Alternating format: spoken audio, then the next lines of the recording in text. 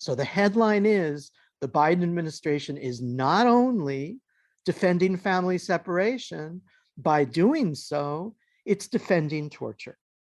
In this first month of a new year, January 2022, as the U.S. marks the one-year anniversary of President Joe Biden's administration, while also commemorating the life and work of the late civil rights leader, Dr. Martin Luther King, Jr., I can't help but wonder what King would have to say about one of the greatest human rights crimes in recent U.S. history, family separation.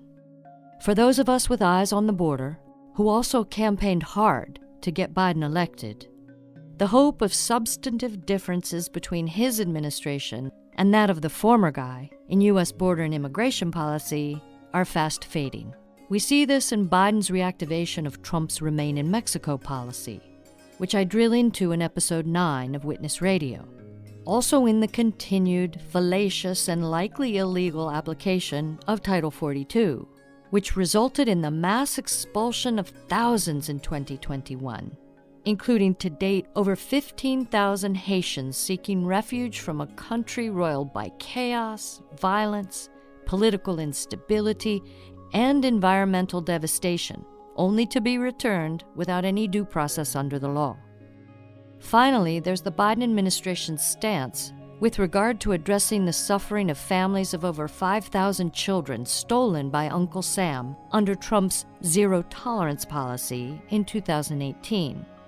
As of September 2021, 1,677 children had yet to be reunited with their families, including 381 children whose status and whereabouts remain unknown. Joining me to discuss this issue today is Witness Radio executive producer, civil rights lawyer, and human rights scholar, Camilo Perez-Bustillo.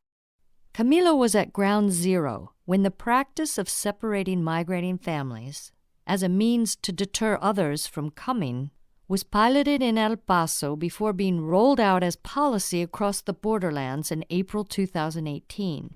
The American Civil Liberties Union followed with a class action suit, the matter of Ms. L versus ICE, on behalf of 2,000 asylum-seeking families forcibly separated by agents of the U.S. government. The cries of kids in Border Patrol cages sparked worldwide indignation and popular national protest, forcing Trump and co. to halt the policy 3 months later, on June 20th. But the burden of responsibility for the crimes committed now falls to the Biden administration, which in December 2021 walked away from a global settlement in the Ms. L case.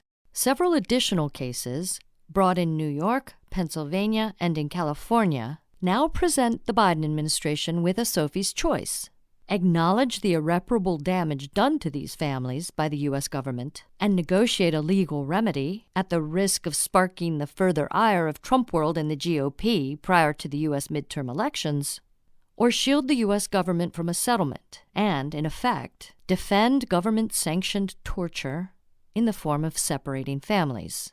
On January 5th, the Biden administration staked its claim to a position when it moved to actively defend these cases in federal court in response to the case brought in Northern California.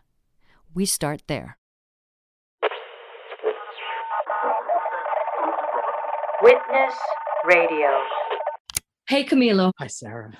I really wanted to talk to you today about an issue that I know is weighing heavily on your mind. Am I right in thinking that a Democratic government with a professed desire to be more humane on border issues is trying to sabotage a case that rests on the torture of family and children?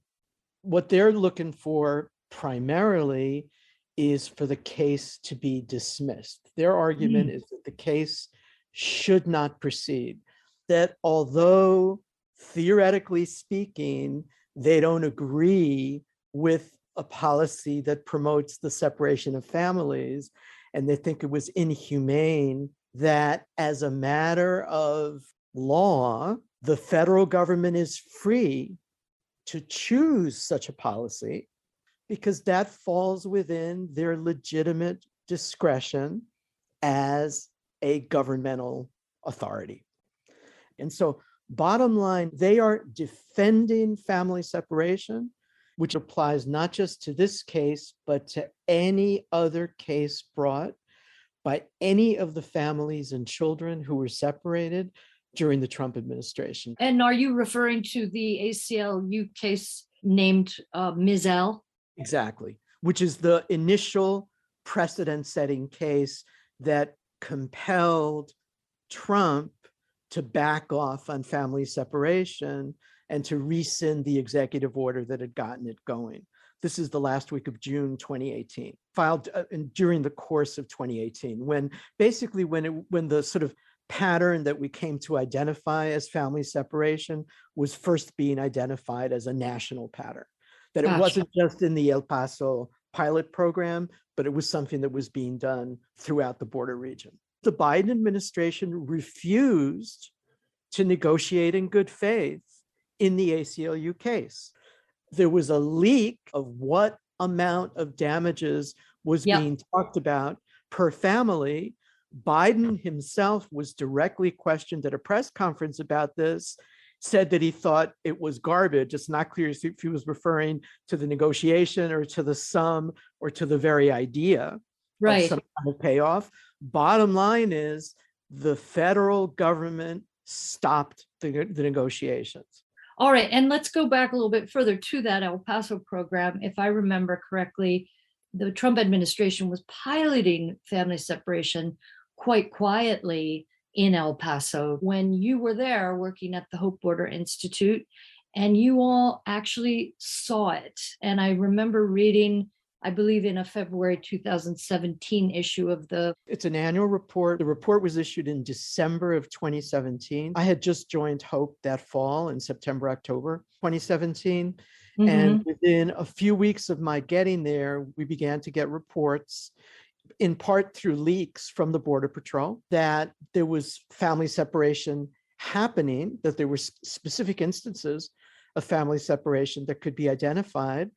And we confronted the regional leadership of CBP and of the Border Patrol at a public meeting, a kind of open air hearing in November 2017. And we had Border Patrol agents say that, yes, it was happening, but it wasn't a policy. And they also sent us a written document to that effect, basically acknowledging, yes, there may have been cases of family separation, but it wasn't pursuant to a policy. What they didn't tell us is what we were later able to document, everybody else has been able to document since then, is that there was a pilot project to test whether or not there should be a national policy. And so what we had stumbled on, in effect, was the model for what became zero tolerance and was officially declared by Jeff Sessions as Attorney General April 6, 2018. Right. I want to get to this idea of discretion because it feels like we've just drawn in backward chronology a line from that El Paso pilot project that Hope stumbled upon to today, where you're saying that the defense of the suit on the part of Biden's government is now saying it was wrong. We admit that separating families is not a good plan, but the government is free to show discretion.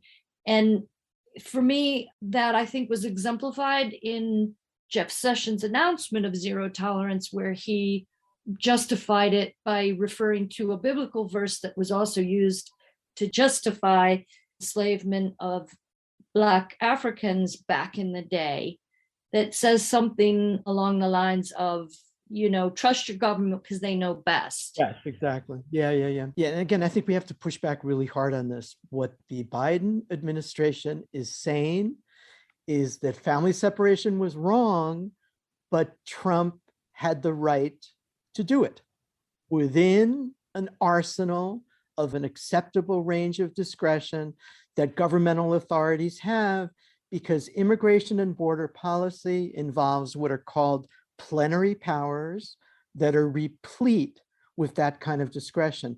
That's why, and I think you're absolutely right in your question to begin with, that discretion is like the operative framework. In effect, punishing families by separating them to dissuade them, to deter them from seeking asylum. That's the heart of all of this, right? And so discretion is the key. What the Biden administration is saying is that family separation is a valid policy choice, although a choice that it would not make, but a valid one were it to do so. Okay, so that brings up two questions in my mind. One is, if this goes through and the case is dismissed, then not only does it set a precedent for all other family separation suits to come, but it also means that the perpetrators of this violence, i.e. Donald Trump, Jeff Sessions, Stephen Miller, can never then be prosecuted for the effect of their actions, which was torture. And the United States government is a signatory to the Convention Against Torture and other instruments that are meant to keep these kinds of things from happening. And we know now, we knew in our hearts then, but the colleagues at Stanford have provided proof that the families, both the children and the parents who were separated, experienced this as torture. So how does the US government then get discretion to torture? Exactly. And ultimately, I think that's also the headline. I mean, in effect, I mean, if you connect all the dots, what the Biden administration is saying is that even if the discretion that was exercised resulted in unconstitutional conduct or conduct that otherwise violates, for example, international human rights norms, which are part of US law, like the Torture Convention, even if that's true, you still can't sue and get damages. Wow. So in effect, there is not only discretion to separate families, but the predictable results of that separation, which is torture, which is an international human rights crime. It's classified as a crime against humanity by the International Criminal Court in Article 7 of the Rome Statute. So the headline is the Biden administration is not only defending family separation, by doing so, it's defending torture. Right. So in your opinion, is this a move on the part of the government that is intended to save its own ass without looking forward into the future and seeing the possibility, I'm not sure which word to use, that another Trump administration or Trump-like administration could walk in and, based on the precedent of this suit, if it's one, just be like, we're going to separate families whether you like it or not, because it has been lawfully deemed we can. Yeah, that's the problem with the Biden administration's logic, I think, in terms of the position that it's taken in court. It could easily be swallowed up by this itself. And so I think there's just kind of a bunch of different layers here. One layer is one of the reasons that government crimes of this kind, we have to understand family separation as a criminal policy in terms of international law. One of the reasons that those are so serious is because they carry over from one government to another.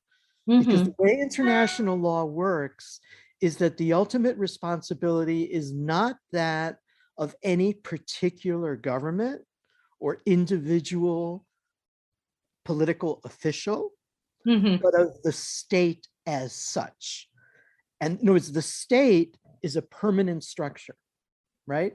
In other words, whether it's the Trump administration yesterday or the Biden administration today or the Harris administration tomorrow, they will have continuing liability for what happened. Right. And of course, there will be a narrower sense of accountability, which is which officials did what when. And that's really clear, Steve Miller and Trump and Sessions and their ilk and Nielsen, the head of DHS, et cetera. I mean, that's all in the historical record. Fine.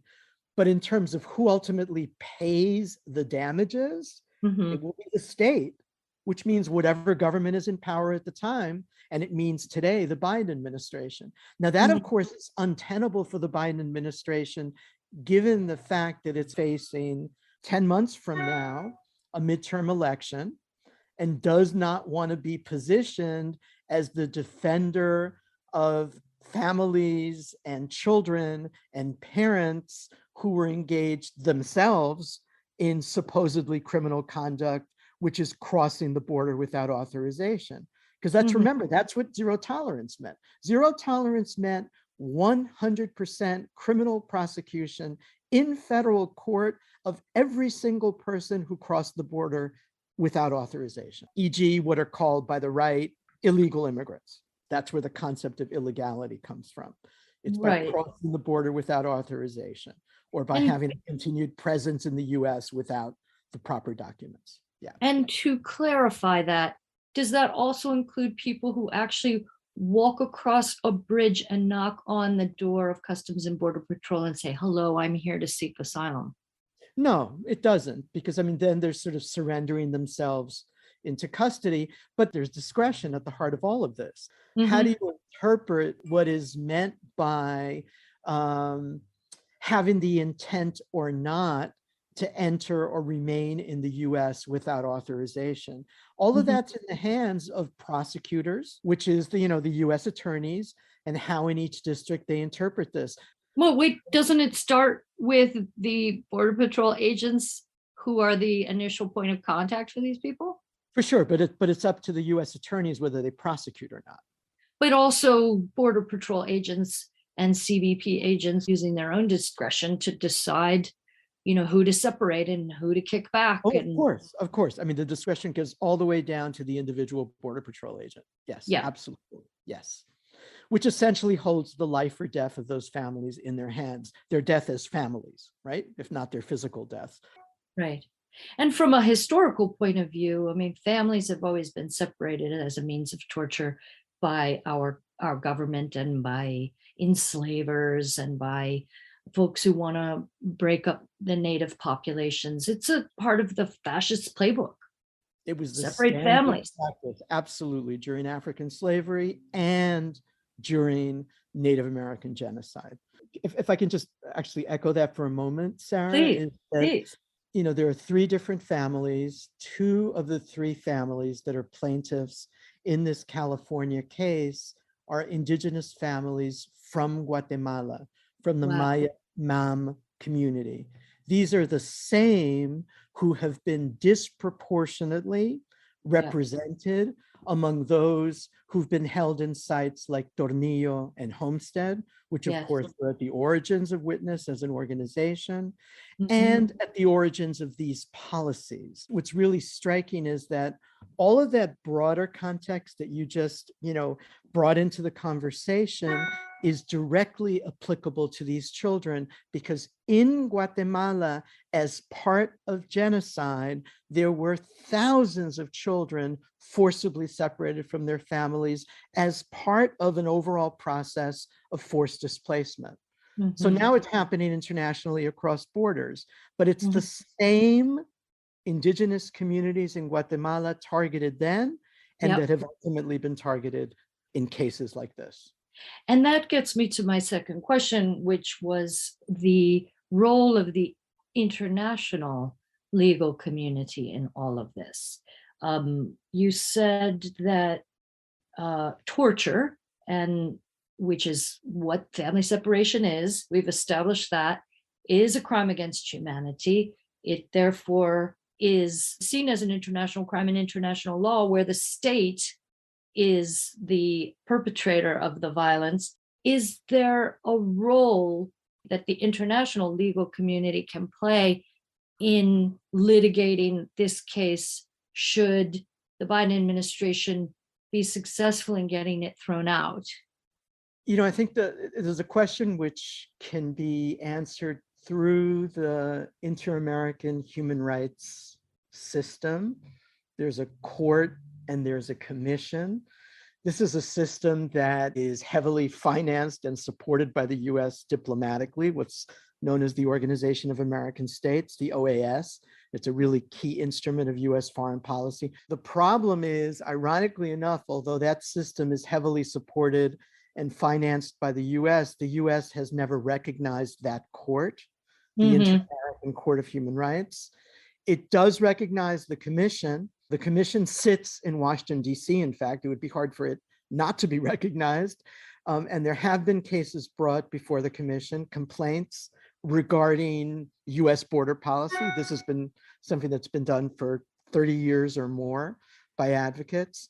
But if the US government, now speaking through the Biden administration in San Francisco, is not willing to have a US judge rule on this case, are they going to be listening to an intergovernmental body that has an international standing like the Inter-American Commission? I wouldn't bet on that. And I think what's striking is it's not just about the impunity that may result from all of this, from the stance that the Biden administration has taken, impunity as to those responsible, Steve Miller, Nielsen, et cetera, Jeff Sessions from the prior administration and Trump himself, but it also means impunity internationally. In other words, precisely what the US today, under the Biden administration, under Secretary of State Blinken, is calling Russia to task for as to Ukraine, or what's going on at the border between Poland and Belarus, or what it's saying about China and the Olympics and the Uyghurs or the Tibetans or Hong Kong. Exactly what the US is complaining about internationally is that governments like Russia and China violate human rights with impunity, are not willing to be held accountable internationally. What is absolutely clear is not only do these cases involve what should be understood as torture pursuant to international law, but also these were in effect forced disappearances. What forced disappearances means, and there's just like there's a convention against torture, there's a convention against enforced disappearances. The way they're defined is, for example, when you hold detainees incommunicado and do not permit them to communicate with their families. What we had with family separation and the mass detention that came with it was the children of one family held in different facilities, the parents held in yet other facilities, and communication made impossible between them, so that they did not know each other's whereabouts for significant periods of time, which further intensified the trauma which was inflicted on them. So the torture in part is the torture of having been forcibly disappeared into the US gulag. That's what happened during family separation. And that's what the Biden administration is saying was okay because it was a legitimate policy choice. In wanting to dismiss this case. Yeah, so getting back to the case then, why wouldn't the Biden administration say, you know what, it was wrong, the burden is on us now to admit that, and therefore we are going to do everything in our power and spare no expense at making sure families are finally reunified? Why wouldn't they do that? Why wouldn't they do the right thing here? Because for them, the political price is too high. I mean, I think what's interesting is that clearly everything you just laid out would be the right thing to do. That would be, in the abstract ethical sense. But the political arithmetic doesn't add up for them. I think partly because of the timing, partly because the amounts were leaked, and partly because, what we're talking about in this case is not just, some friendly funding for necessary therapy. What we're talking about is what are called compensatory and punitive damages. Compensatory means what are the actual harms that were incurred by the victims of these crimes? And what do those look like? How do you quantify those hours of therapy or hours of rehabilitation the children or the families might need in mental and physical terms? But the other layer of it is what are called punitive damages, which is you did this family separation knowingly and deliberately chose to do this because you wanted to inflict as much harm as possible on a vulnerable group of people because you wanted to send a message of staying away. Essentially, what Vice President Harris said in Guatemala, do not come. And that cost is too high in political terms. It's not about the budget, right? Because I mean, there is money for this in the federal budget when liability is found in a particular case. Bottom line, the calculus is, in general, midterms have very low turnout. So you're not going to have this massive pro-Biden vote anyway, particularly the way it appears the new COVID outbreak is being mishandled. And, everybody says that his presidency rides on COVID and so on and so forth. If that's the lead issue, he's not doing well on that. That's pretty clear in public opinion. But beyond that, the core groups that would be, let's say, motivated by his administration doing the right thing around these cases is sorely outweighed in terms of who turns out by those who would excoriate the administration for paying money to illegal immigrants for their own irresponsibility. The bottom line is there are more votes in hurting immigrants than there are in helping them. That's what the calculus is, because it means continued power. I mean, in the end, of course, that's what it's about. I think the problem is, for many of us, it's difficult to wrap our heads around the fact that this is an administration that many of us voted for thinking it would act differently. But in practice has shown, particularly at the border and particularly in immigration policy, the administration has betrayed those who are at the core of the votes that brought it to power. And the betrayal of these immigrant families and the defense of family separation is part of that deeper treason. So we would question, number one, any administration that would consider family separation and detention a legitimate policy choice. Number two, that the Trump officials involved were immune, that no compensatory or punitive damages should be paid. And what we're saying, and this is something that is clearly established by international standards, which the US normally says it supports when they're applied to its adversaries, for every wrong, there has to be a remedy. That's one of the most basic principles of the rule of law in the US or anywhere else that proclaims it.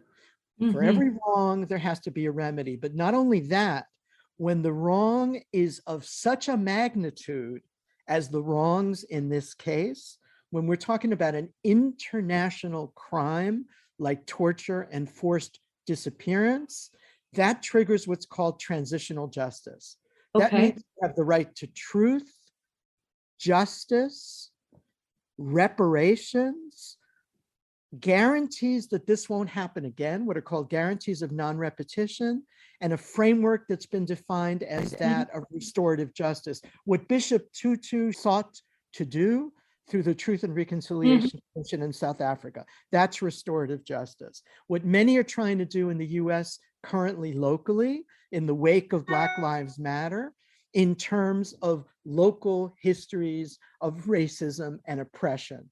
What the Equal Justice Institute is trying to do in terms of the history of lynching in the US, et cetera, or the history of slavery, what the 1619 Project is trying to do. What we're saying is all of that has to be applied to what we know as family separation and detention. They are crimes of the same standing and have to be addressed in the same way. And the Biden administration is saying, not only will it not pay, not only will it not settle those cases, but these cases should not proceed in court. People should not even have the day in court to try and make their case. And so across the board, what we have is an issue of the US having to be subjected to the same standards of transitional justice that traditionally have been applied outside the US to authoritarian regimes. And this is something that has a really important historical echo and precedent. When Robert Jackson, the US prosecutor at Nuremberg, stood up before the Nuremberg tribunal in his opening argument, and at the time he was a sitting member of the US Supreme Court, he'd taken leave to become prosecutor at Nuremberg. What he said is that what was different about Nuremberg is that it meant that the Allies were seeking to hold war criminals responsible in a court of law that could someday judge the US and the Allies for similar kinds of crime. The rule of law is always reciprocal in that sense. If you seek to have it applied to somebody else, that means that you are saying that you're willing to have it applied to you. Yeah. The US has tended to have it only one way, in a unidirectional sense. It's always sought to apply that rule of law internationally to others. Now it's time for that to come home, for the chickens to come home to roost, as Malcolm X would say. And so family separation is the tip of that iceberg, along with, of course, the issues about reparations for slavery and Jim Crow and structural racism, and against, of course, Indigenous people, Native Americans in the US. Those are the three great crimes. Yeah, it's interesting that you bring him up and Nuremberg trials, because that was formative to me as a young person, the idea of this web of responsibility, that we're all caught up in it and we're all complicit, and that needs to prevail. And it doesn't in our current world, all these years later. The idea of the web of responsibility just, it's elusive. Well, that's why it's time for the US and the US government to be put in the docket. And sadly, for the Biden administration to be put into the docket, because in other words, what they're opening up here is, if this case moves forward, if their motion is denied, which we hope it is, if a trial happens, they're going to end up being found liable and responsible for what the Trump administration did before. Right. So they can't have it both ways. Right, 100%. The date to keep in mind is March 3rd, 2022. I believe that's when the hearing on this case will be discussed. And until then, we will be pushing very hard against it. Absolutely. And again, I think what we have to do is ask the Biden administration and ask ourselves, is this what we voted for? Mm-hmm. Is what the Biden administration said it was going to stand for? And doesn't it have to be consistent with the positions it took in campaigning in federal court? 100%. I'm with you, hermano. How about we end it there for today? Thank you so much for taking the time. I just really enjoy these charlas. I look forward to it too. Thanks so much, Sarah. Un abrazo. Y besos. Gracias, Sarah. Thanks and gratitude to Witness Radio executive producer, Professor Camilo Perez-Bustillo, our Patreon patrons, without whom we could not produce this show, and to you, our listeners. I'm Sarah Towle, host and director of Witness Radio, where we aim to discuss all the issues plaguing the U.S. immigration system today. This is Why We Witness. Subscribe, rate, and review Witness Radio on Apple, Spotify, or wherever you find your podcasts. And please consider becoming a patron of Witness Radio if you haven't already. Just go to patreon.com/witnessradio and sign up. We'll see you here, there, and everywhere. Witness Radio is produced by Livia Brock.